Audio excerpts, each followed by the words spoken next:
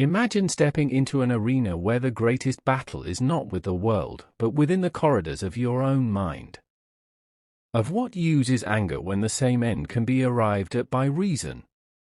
These words, by Seneca, a towering figure in Stoicism, invite you into a world where control is your ultimate weapon, and reason is your unwavering ally.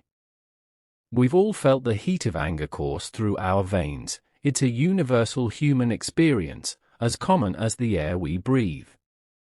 But while a spark can cook a hearty meal, it can also burn down a forest. Such is the nature of anger. In today's video, we're not just discussing anger, we're dissecting it, understanding its triggers, its effects, and most importantly, how a Stoic harnesses it. Forget the temper tantrums and the clenched fists of frustration. We're going beyond the surface, where anger isn't a wild beast but a challenge waiting to be tamed by those who dare to confront it with Stoic calm. We'll unravel the Stoic's guide to temperance, where resentment doesn't eat away at our core but is used as a tool to forge an indomitable spirit. As we traverse the wisdom of Stoicism, you'll learn to transform the raw energy of anger into a powerful force for positive change in your life. This is not about suppressing emotion or denying what you feel. It's about channeling that intensity into a constructive and life-affirming quest. It's about mastering the art of equanimity in the face of life's provocations. So ready your minds, men of reason and resilience. Join me as we embark on a journey to master our inner world and emerge as modern-day Stoics victorious, not in the conquest of others, but in the supreme conquest over our lesser selves. This is not just a lesson, it's an opportunity to grow and thrive. Awakening, welcome to the Stoics' path to mastering anger.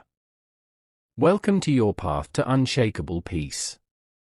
Imagine a tale that speaks not of ancient empires or heroic feats in battle, but of a simple boy with a fiery temper. This boy's father, instead of clashing with his son's rage, chose a different path, one that speaks volumes about the Stoic way. He handed the boy a bag of nails and a hammer and instructed him to drive a nail into their fence for every burst of anger. On the first day alone, the fence bristled with 30 nails. Over time, the number dwindled until the boy went a day without succumbing to his fury. Proudly, he informed his father, who then suggested he remove a nail for each day he managed to control his temper. Eventually, all the nails were gone, yet the father pointed out the holes that remained in the fence, a stark reminder that while the nails were gone, the marks of anger endured. Just like these holes, the father said, angry words once spoken can leave a scar that will not fade. Now, you might believe there's such a thing as righteous anger, that feeling when you've been wronged, when your back's against the wall. But surrendering to this emotion can cause more harm than good, not just to others, but to yourself. Remember what the Stoics teach us, where reason can intervene, anger is unnecessary. Anger comes in many shades and degrees. There's the flash of immediate rage and the simmering resentment that can mar a lifetime. Imagine two types of anger, as illustrated by Stoic thinkers. One is hot anger, erupting like a volcano, scorching everything in its path. The other is cold anger, hidden away, a slow poison that corrodes from within. Over the years of understanding these emotions, recognizing them for what they are, and learning to channel them are central to the Stoic philosophy.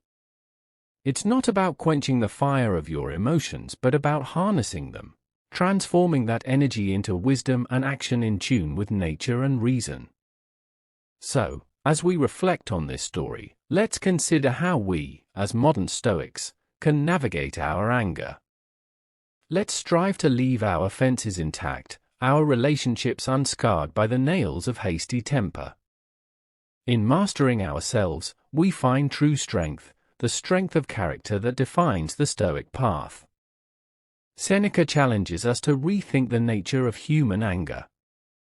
Unlike the wild, instinctive reactions we see in the animal kingdom, our anger often sprouts from a bed of flawed logic. This is because, at our core, we're creatures of reason. Seneca casts a critical eye on the utility of anger in human affairs. He suggests, what could be more harmful to us than anger when our natural purpose is to work together and help each other? Anger seeks destruction, it draws us away from unity and towards division. It thrives not on building up, but on tearing down, even if it means taking oneself down in the process. So we come to the question, is anger ever useful? Stoicism, like other schools of thought, sees little value in it when reason and understanding are at our disposal. Anger becomes redundant. Consider a scenario where force seems the only option. If your argument is solid and justified, why let anger enter the fray? If your demands are reasonable, force is unnecessary. But if they stem from mere desire without just cause, reason is powerless, and you're left with force as your only tool. Yet resorting to force is a sure sign of weakness, not strength. As we stand on the brink of outrage or frustration, we must ask ourselves, is this a display of control or a lack of it? Seneca argues that there is no task anger can accomplish that reason cannot achieve with greater efficiency. In his treatise on anger, he distinguishes between applying force wisely and applying force blindly with anger. Through this lens, a Stoic examines his impulses, questioning not just the what and the how, but the why. By understanding the roots of our fury, we reclaim the power of our reason, the true hallmark of strength and the essence of the Stoic way. There are times when you've got to put some muscle into what you're doing. It's a common thought that force has to come with a side of anger, like getting heated is going to give you an edge. But take it from Seneca, an old Stoic wise man, he reckoned that anger is like being soused. You think you're in control, but really, you're all over the place and in the thick of it. That lack of control is just going to hand victory to the cool-headed guy who's keeping his wit while you're losing yours. So, what's the game plan with anger? It creeps up on you, might start with just a bit of annoyance, and then boom, you're seeing red. By that point, you're out of luck. Seneca's advice was to catch that annoyance early, like sniffing out a problem with your car before it leaves you stranded. He says, and I'm quoting him here, if something's starting to go south, it'll kick up a fuss if you poke at it.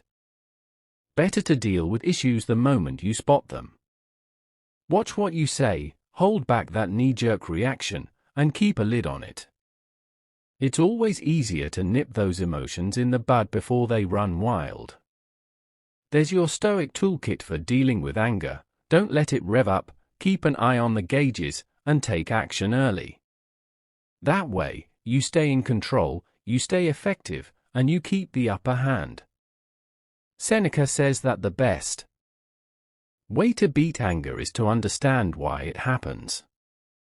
Most of the time, it's because things aren't going our way, the traffic's a mess, the computer crashes, or the game gets rained out.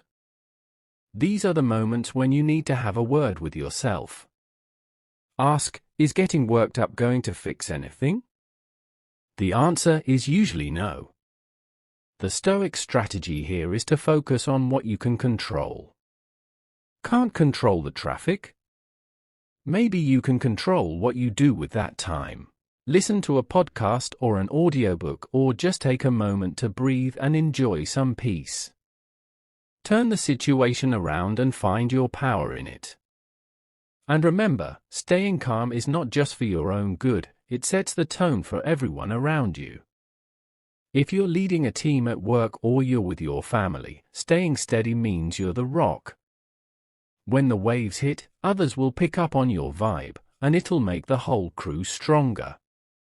To wrap this up, the Stoic way isn't about denying force or anger, it's about mastering them. It's about recognizing when that fuse is getting short and then doing something about it before you're blowing up. It's about knowing what you can change and having the guts to do it, and knowing what you can't and having the wisdom to let go. Keep that in mind, and you're not just sailing through the storm, you're charting a course everyone else is going to want to follow. The Stoics were big on keeping their cool rather than losing it to anger, but getting to that chill state, that's the real trick. Stoicism offers us a bunch of practical moves for sidelining anger, and one heavyweight champion among these is patience. Seneca chalked up patience to good solid thinking. The idea is simple yet powerful: everything's always. Changing the stuff that's got your blood boiling right now is going to be old news before you know it, and as that happens, the heat of your anger will start to drop. That's why the old count to 10 tactic is a solid move, and for those times when the mercury's really rising, don't be shy to push that count to 100. Here's another play: admit when you're ticked off. This isn't about throwing a punch or making a scene, it's about recognizing that you're heated, and that's okay. Pretending you're not mad just to come off as Mr. Nice Guy is like trying to hide a wildfire under a blanket. It doesn't work, and it's just going to smolder into something worse.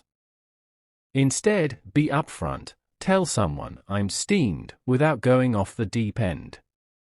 When you put it out there, you're stepping back from the emotion, not letting it drive. Stoicism isn't about bottling up, it's about managing your reactions. It's being honest with yourself and others, taking a beat to cool down, and dealing with what's in front of you without letting your anger call the shots. The honesty about your anger is actually a form of strength. It takes guts to look at your own boiling point and not spill over. This is where the concept of virtue comes into play. It's all about self-control. It's about being the master of your own ship no matter how stormy the seas get. And when you manage that, when you hold your ground and stay calm, you're not just doing yourself a favor, you're setting an example for the guys around you.